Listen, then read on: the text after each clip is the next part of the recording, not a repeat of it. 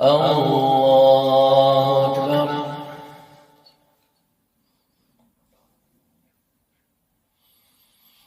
الحمد لله رب العالمين الرحمن الرحيم مالك يوم الدين إياك نعبد وإياك نستعين اهدنا الصراط المستقيم صراط الذين أنعمت عليهم غير المغضوب عليهم ولا الضالين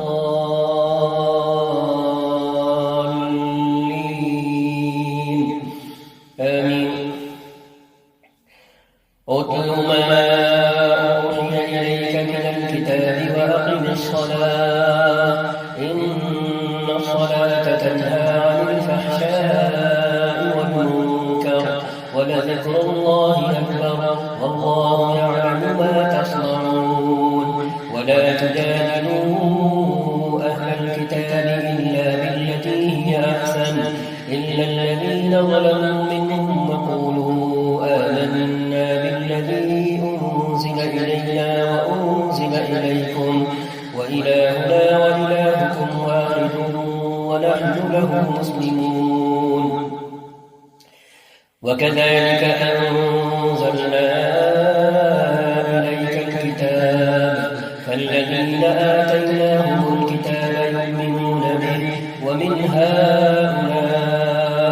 من يؤمن به وما يجحد بآياتنا إلا الكافرون. وما كنت تتلو من قبله من كتاب ولا تخطه بيمينك إذا لارتاب المبطلون بل هو آيات بينات في صدور الذين أوتوا العلم وما يجحد بآياتنا إلا الظالمون. وقالوا لولا أنزل عليه آيات من ربه قل إنما الآيات عند الله وإنما أنا نذير مبين. أولم يكفهم أنا أنزلنا عليك الكتاب يتلى عليهم إن في ذلك لرحمة وذكرى لقوم يؤمنون. قل كفى بالله بيني وبينكم شهيدا يعلم ما في السماوات والأرض والذين آمنوا بالباطل وكفروا بالله أولئك هم الخاسرون. ويستعجلونك بالعذاب ولولا أجل مسمى لجاءهم العذاب وليأتينهم بغتة وهم لا يشعرون. يستعجلونك بالعذاب وإن جهنم لمحيطة بالكافرين يوم يغشاهم العذاب من فوقهم ومن تحت أرجلهم ويقول ذوقوا ما كنتم تعملون. يا عبادي الذين آمنوا إن أرضي واسعة فإياي فاعبدون. كل نفس ذائقة الموت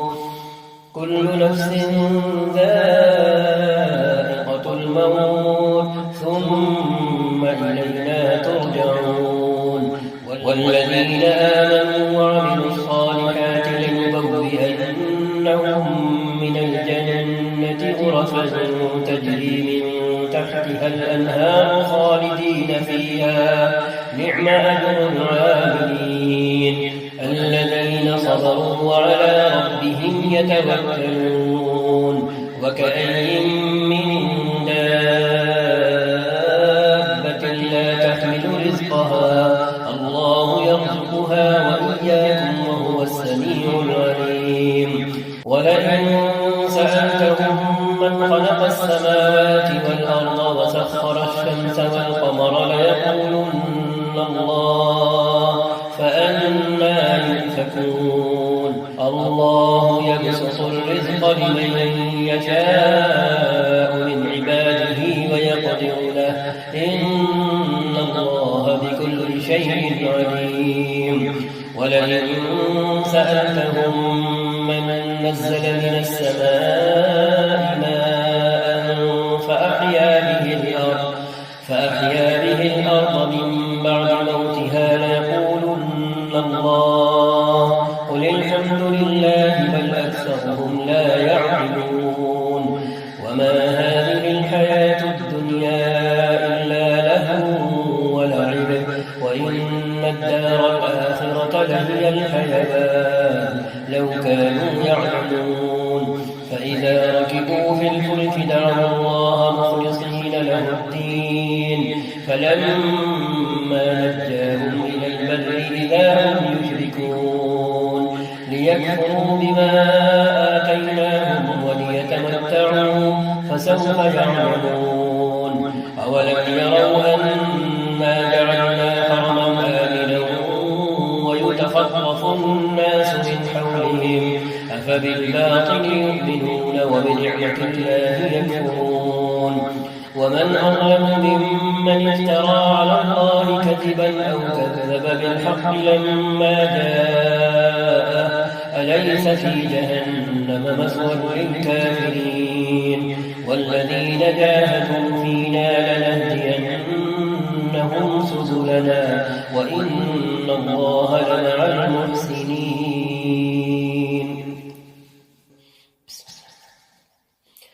ألف لام ميم غلبت الروم في أدنى الأرض وهم من بعد غلبهم سيغلبون في بضع سنين لله الأمر من قبل ومن بعد ويومئذ يفرح المؤمنون بنصر الله ينصر من يشاء وهو العزيز الرحيم وعد الله لا يخلف الله وعده ولكن أكثر الناس لا يعلمون ظاهرا من الحياة الدنيا وهم عن الآخرة هم غافلون أولم يتفكروا في أنفسهم ما خلق الله السماوات والأرض وما بينهما إلا بالحق وأجل مسمى وإن كثيرا من الناس بلقاء ربهم لكافرون أولم يسيروا في الأرض فينظروا كيف كان عاقبة الذين من قبلهم كانوا أشد منهم قوة وأثاروا الأرض وعمروها أكثر مما عمروها وجاءتهم رسلهم بالبينات فما كان الله ليظلمهم ولكن كانوا أنفسهم يظلمون ثم كان عاقبة الذين أساءوا السوء أن كذبوا بآيات الله وكانوا بها يستهزئون الله يبدأ الخلق ثم يعيده ثم إليه ترجعون ويوم تقوم الساعة يبرز المجرمون ولم يكن لهم من شركائهم شفعاء وكانوا بشركائهم كافرين ويوم تقوم الساعة يومئذ يتفرقون فأما الذين آمنوا وعملوا الصالحات فهم في روضة يحبرون وأما الذين كفروا وكذبوا بآياتنا ولقاء الآخرة فأولئك في العذاب محضرون فسبحان الله حين تمسون وحين تصبحون وله الحمد في السماوات والأرض وعشيا وحين تظهرون يخرج الحي من الميت ويخرج الميت من الحي ويحيي الأرض بعد موتها وكذلك تخرجون ومن آياته أن خلقكم من تراب ثم إذا أنتم بشر تنتشرون ومن آياته أن خلق لكم من أنفسكم أزواجا لتسكنوا إليها وجعل مودة ورحمة إن في ذلك لآيات لقوم يتفكرون ومن آياته خلق السماوات والأرض واختلاف ألسنتكم وألوانكم إن في ذلك لآيات للعالمين ومن آياته منامكم بالليل والنهار وابتغاؤكم من فضله إن في ذلك لآيات لقوم يسمعون ومن آياته يريكم البرق خوفا وطمعا وينزل من السماء ماء فيحيي به الأرض بعد موتها إن في ذلك لآيات لقوم يعقلون ومن آياته أن تقوم السماء والأرض بأمره ثم إذا دعاكم دعوة من الأرض إذا أنتم تخرجون وله من في السماوات والأرض كل له قانتون وهو الذي يبدأ الخلق ثم يعيده وهو أهون عليه وله المثل الأعلى في السماوات والأرض وهو العزيز الحكيم ضرب لكم مثلا من أنفسكم هل لكم مما ملكت أيمانكم من شركاء فيما رزقناكم فأنتم فيه سواء تخافونهم كخيفتكم أنفسكم كذلك نفصل الآيات لقوم يعقلون بل اتبع الذين ظلموا أهواءهم بغير علم فمن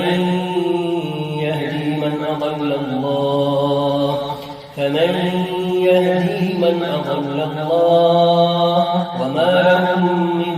ناصرين فأقم وجهك للدين حنيفا فطرة الله التي فطر الناس عليها لا تبديل لخلق الله ذلك الدين القيم ولكن أكثر الناس لا يعلمون منيبين إليه واتقوه وأقيموا الصلاة ولا تكونوا من المشركين من الذين فرقوا دينهم وكانوا شيعا كل حزب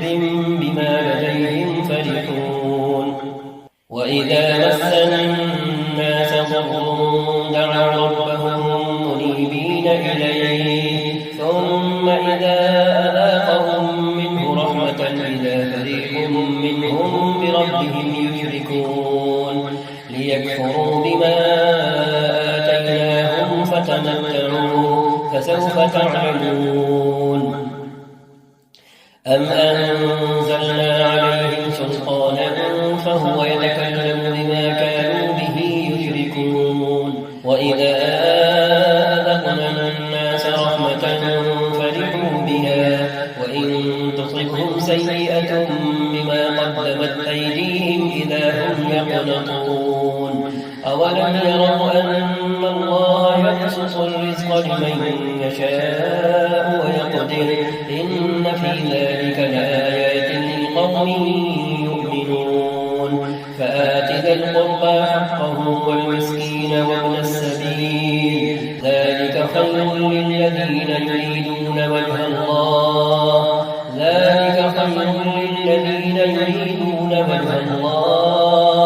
وأولئك هم المفلحون وما آتيتم من ربا ليربو في أموال الناس فلا يربو عند الله وما آتيتم من زكاة تريدون وجه الله فأولئك هم المضعفون الله الذي خلقكم ثم رزقكم ثم يميتكم ثم يحييكم هل من شركائكم من يفعل من ذلكم من شيء سبحانه وتعالى عما يشركون ظهر الفساد الفساد في البر والبحر بما كسبت أيدي الناس ليذيقهم بعض الذي عملوا لعلهم يرجعون قل سيروا في الأرض فانظروا كيف كان عاقبة الذين من قبل كان أكثرهم مشركين فأقم وجهك للدين القيم من قبل أن يأتي يوم لا مرد له من الله يومئذ يصدعون من كفر فعليه كفره ومن عمل صالحا فلأنفسهم يمهدون ليجزي الذين آمنوا وعملوا الصالحات من فضله إنه لا يحب الكافرين ومن آياته أن يرسل الرياح مبشرات وليذيقكم من رحمته ولتجري الفلك بأمره ولتبتغوا من فضله ولعلكم تشكرون ولقد أرسلنا من قبلك رسلا إلى قومهم فجاءوهم بالبينات فانتقمنا من الذين أجرموا وكان حقا علينا نصر المؤمنين الله الذي يرسل الرياح فتثير سحابا فيبسطه في السماء كيف يشاء ويجعله كسفا فترى الودق يخرج من خلاله فإذا أصاب به من يشاء من عباده إذا هم يستبشرون وإن كانوا من قبل أن ينزل عليهم من قبله لمبلسين فانظر إلى آثار رحمة الله كيف يحيي الأرض بعد موتها إن ذلك لمحيي الموتى وهو على كل شيء قدير ولئن أرسلنا ريحا فرأوه مصفرا لظلوا من بعده يكفرون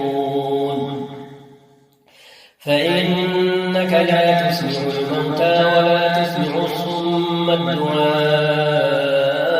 إذا ولوا مدبرين وما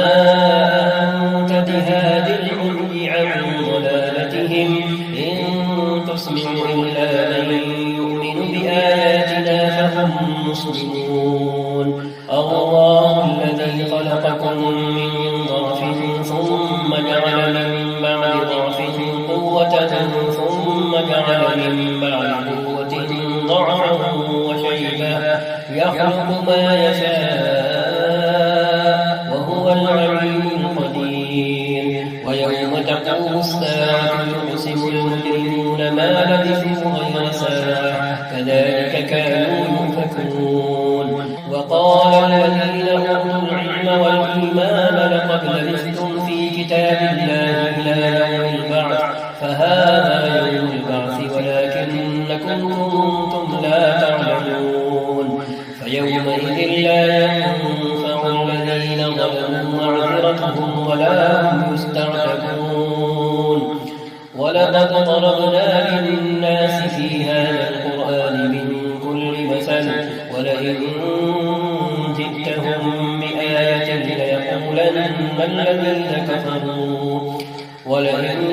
جئتهم بآية ليقولن الذين كفروا إن أنتم إلا مبطلون كذلك يطبع الله على قلوب الذين لا يعلمون فاصبر إن وعد الله حق ولا يستخفنك الذين لا يوقنون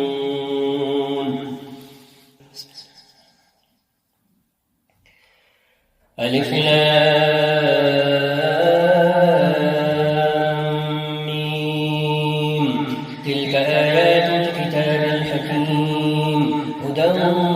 ورحمة للمحسنين الذين يقيمون الصلاة ويؤتون الزكاة وهم بالآخرة هم يوقنون أولئك على هدى من ربهم وأولئك هم المفلحون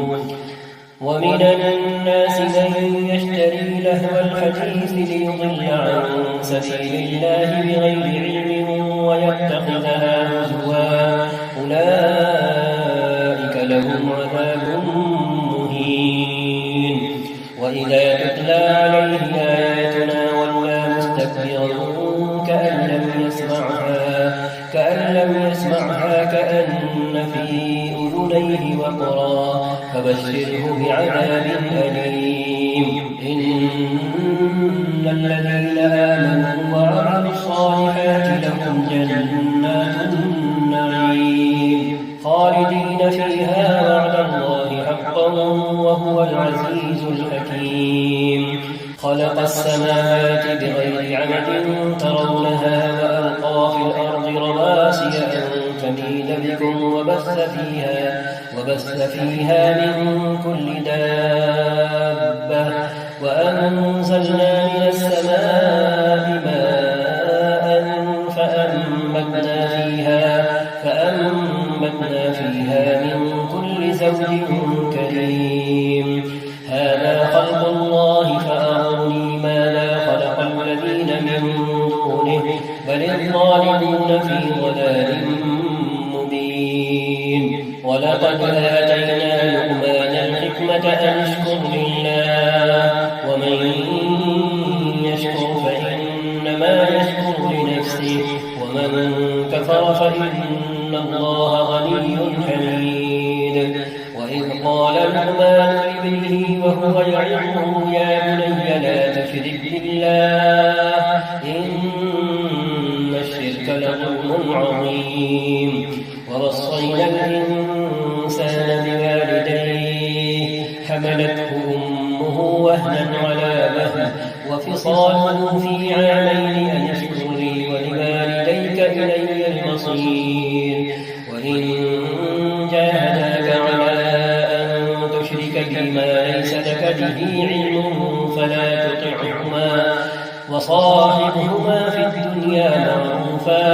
واتبع سبيل من أناب إلي ثم إلي مرجعكم فأنبئكم بما كنتم تعملون. يا بني إنها إن تك مثقال حبة من خردل فتكن في صخرة أو في السماوات أو في الأرض يأت بها الله إن الله لطيف خبير. يا بني أقم الصلاة وأمر بالمعروف وانه عن المنكر واصبر على ما أصابك إن ذلك من عزم الأمور. ولا تصعر خدك للناس ولا تمش في الأرض مرحا إن الله لا يحب كل مختال فخور. واقصد في مشيك واغضض من صوتك إن أنكر الأصوات لصوت الحمير. ألم تروا أن الله سخر لكم ما في السماوات وما في الأرض وأسبغ عليكم نعمه ظاهرة وباطنة ومن الناس من يجادل في الله بغير علم ولا هدى ولا كتاب منير. وإذا قيل له اتبعوا ما أنزل الله قالوا بل نتبع ما وجدنا عليه آباءنا أولو كان الشيطان يدعوهم إلى عذاب السعير. ومن يسلم وجهه إلى الله وهو محسن فقد استمسك بالعروة الوثقى وإلى الله عاقبة الأمور. ومن كفر فلا يحزنك كفره إلينا مرجعهم فننبئهم بما عملوا إن الله عليم بذات الصدور. نمتعهم قليلا ثم نضطرهم إلى عذاب غليظ. ولئن سألتهم من خلق السماوات والأرض ليقولن الله قل الحمد لله بل أكثرهم لا يعلمون. لله ما في السماوات والأرض إن الله هو الغني الحميد. ولو أن ما في الأرض من شجرة أقلام والبحر يمده من بعده 7 أبحر ما نفدت كلمات الله إن الله عزيز حكيم ما خلقكم ولا بعثكم إلا كنفس واحدة إن الله سميع بصير ألم تر أن الله يولج الليل في النهار ويولج النهار في الليل وسخر الشمس والقمر كل يجري إلى أجل مسمى وأن الله بما تعملون خبير ذلك بأن الله هو الحق وأن ما يدعون من دونه الباطل وأن الله هو العلي الكبير ألم تر أن الفلك تجري في البحر بنعمة الله ليريكم من آياته إن في ذلك لآيات لكل صبار شكور وإذا غشيهم موج كالظلل دعوا الله مخلصين له الدين فلما نجاهم إلى البر فمنهم مقتصد وما يجحد بآياتنا إلا كل ختار كفور يا أيها الناس اتقوا ربكم واخشوا يوما لا يجزي والد عن ولده ولا مولود هو جاز عن والده شيئا إن وعد الله حق فلا تغرنكم الحياة الدنيا ولا يغرنكم بالله الغرور إن الله عنده علم الساعة وينزل الغيث ويعلم ما في الأرحام وما تدري نفس ماذا تكسب غدا وما تدري نفس بأي أرض تموت إن الله عليم خبير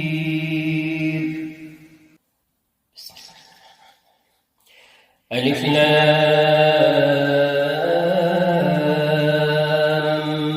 ميم تنزيل الكتاب لا ريب فيه من رب العالمين أم يقولون افتراه بل هو الحق من ربك لتنذر قوما ما أتاهم من نذير من قبلك لعلهم يهتدون الله الذي خلق السماوات والأرض وما بينهما في 6 أيام ثم استوى على العرش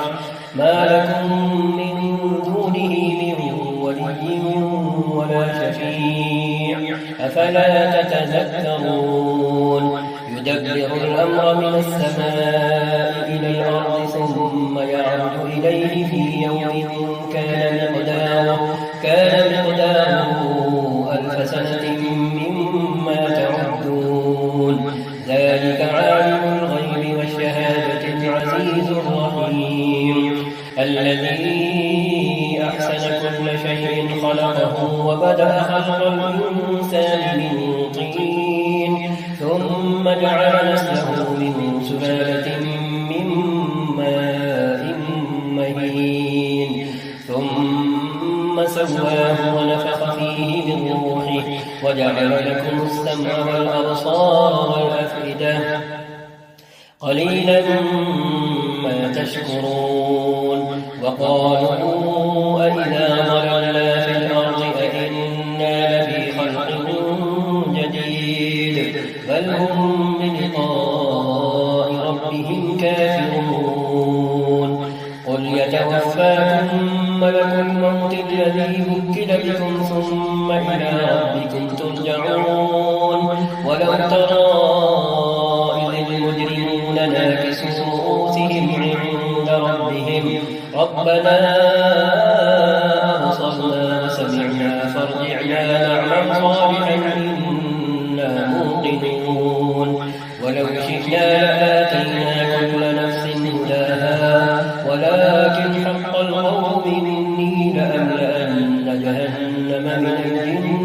والناس أجمعين فذوقوا بما نسيتم لقاء يومكم هذا إنا نسيناكم وذوقوا عذاب الخلد بما كنتم تعملون إنما يؤمن بآياتنا الذين إذا ذكروا بها خروا سجدا وسبحوا بحمد ربهم وهم لا يستكبرون تتجافى جنوبهم عن المضاجع يدعون ربهم خوفا وطمعا ومما رزقناهم ينفقون فلا تعلم نفس ما أخفي لهم من قرة أعين جزاء بما كانوا يعملون أفمن كان مؤمنا كمن كان فاسقا لا يستوون أما الذين آمنوا وعملوا الصالحات فلهم جنات المأوى نزلا بما كانوا يعملون وأما الذين فسقوا فمأواهم النار كلما أرادوا أن يخرجوا منها أعيدوا فيها وقيل لهم ذوقوا عذاب النار الذي كنتم به تكذبون ولنذيقنهم من العذاب الأدنى دون العذاب الأكبر لعلهم يرجعون ومن أظلم ممن ذكر بآيات ربه ثم أعرض عنها إنا من المجرمين منتقمون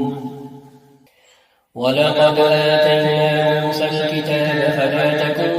في مرية من لقائه وجعلناه هدى لبني إسرائيل وجعلنا منهم أئمة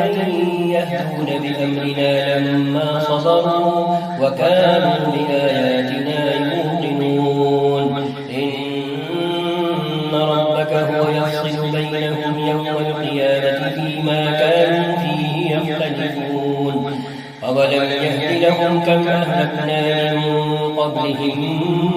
من القرون يمشون في مساكنهم إن في ذلك لآيات أفلا يسمعون أولم يروا أنا نسوق الماء إلى الأرض الجرز فنخرج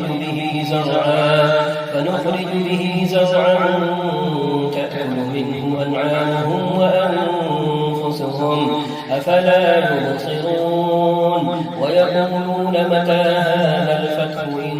كنتم صادقين قل يوم الفتح لا ينفع الذين كفروا إيمانهم ولا هم ينظرون فأعرض عنهم وانتظر إنهم منتظرون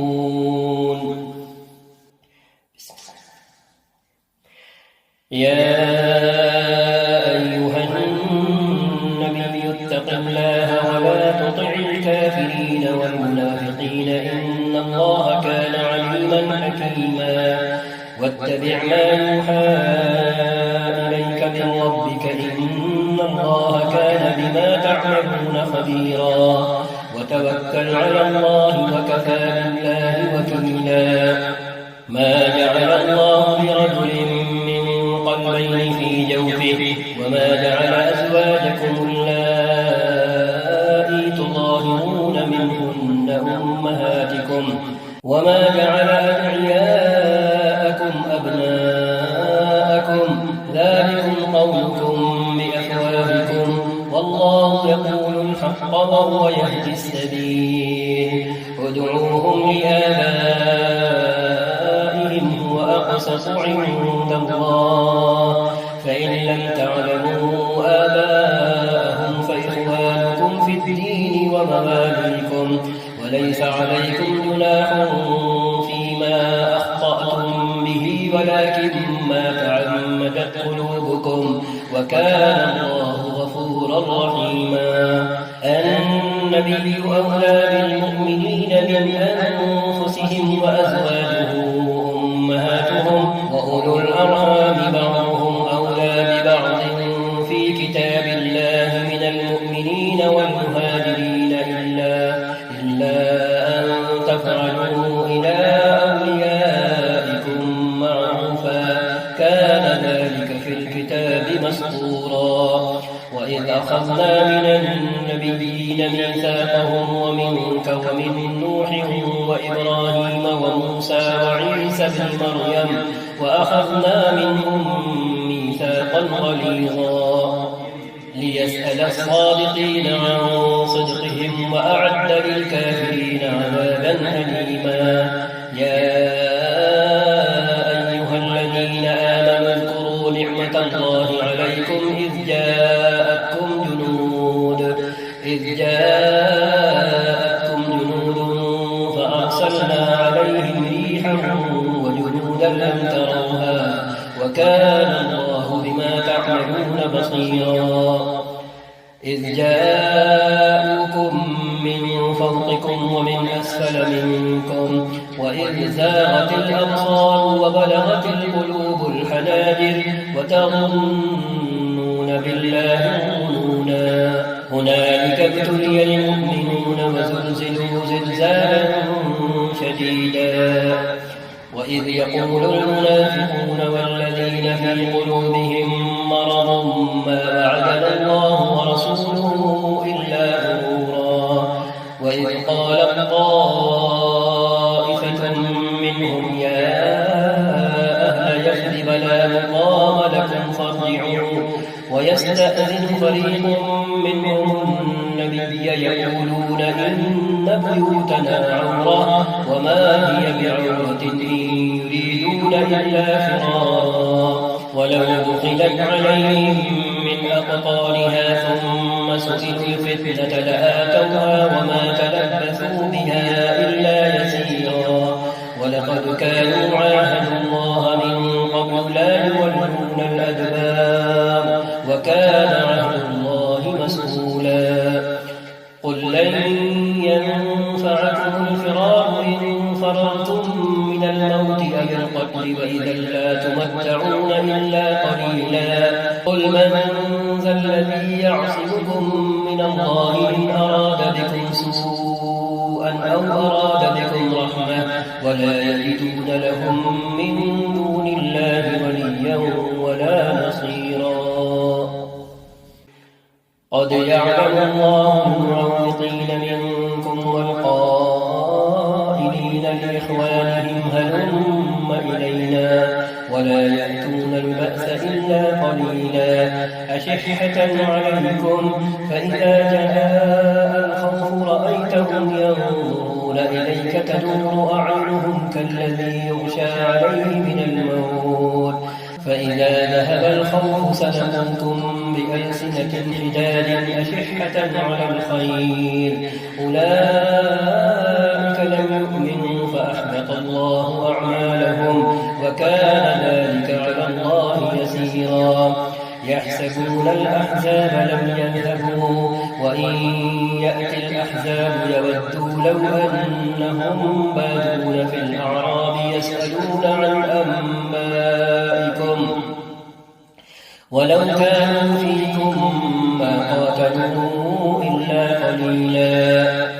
لقد كان لكم في رسول الله أسوة حسنة لمن كان يرجو الله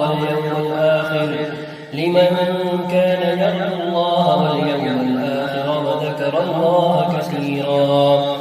لقد كان لكم في رسول الله أسوة حسنة لمن كان يرجو الله واليوم الآخر وذكر الله كثيرا ولما رأى المؤمنون الأحزاب قالوا هذا ما وعدنا الله ورسوله وصدق الله ورسوله وما زادهم إلا إيمانا وتسليما من المؤمنين رجال صدقوا ما عاهدوا الله عليه فمنهم من قضى نحبه ومنهم من ينتظر وما بدلوا تبديلا بصدقهم ويعذب المنافقين إن شاء أو يتوب عليهم إن الله كان غفورا رحيما ورد الله الذين كفروا بغيظهم لم ينالوا خيرا وكفى الله المؤمنين القتال وكان الله قويا عزيزا وأنزل الذين ظاهروهم من أهل الكتاب من صياصيهم وقذف في قلوبهم الرعب فريقا تقتلون وتأسرون فريقا وأورثكم أرضهم وديارهم وأموالهم وأرضا لم تطئوها وكان الله على كل شيء قديرا يا أيها النبي قل لأزواجك